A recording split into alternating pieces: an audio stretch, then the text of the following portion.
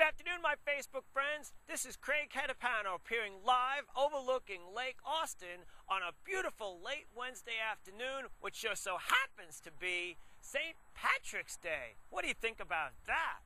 Today, of course, I'm not wearing green, but you know what? My eyes are green with envy thinking about you.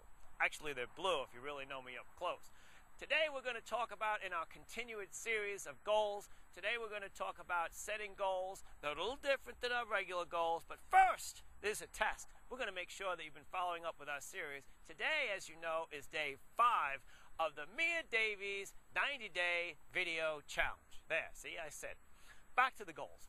Today we're going to talk about setting goals that, unlike most people where they set goals that are easy to achieve and basically boring, we are going to set goals today and onward that are what we call unrealistic goals, because we're going to discuss a new concept called shooting for the moon. And what we mean by that is, for example, for all you younger people out there, back in the early 60s, our president, JFK, announced to the public in 1962 that by the end of the decade, he promised us that we would have a man on the moon walking for the first time. Now, of course, as you know about technology, in 1962, we didn't have the technology to be on the moon. We didn't even have rockets that could go past outside of the atmosphere. At least the Russians did. The point of the matter is that JFK, because he was the leader that he was, he set a goal for all Americans to look forward to achieving before the end of the decade, something that was completely, at the time, unrealistic. Now, of course, it was impossible, but 8-9 years later, when Buzz Aldrin was on the moon, it became a very, very real goal. Now, we only have 2 minutes, so we're just going to give only just that one example. But it's important for you to realize that sometimes when you set a goal, initially when it's set, it's not possible.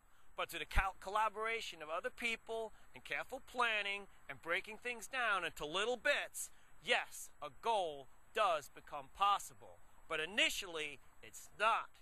And it's very important that you realize that when you set goals, they might not necessarily be possible on the day that you set them, but by the time you work it through and you have a little help, they do become very possible, and it's those kind of goals that people remember most. We are almost out of time, so I just want to thank you for visiting with me today. It's getting dark, and again, I look forward to seeing you tomorrow.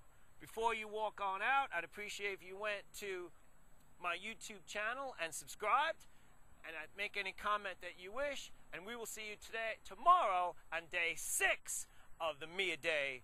Thank you.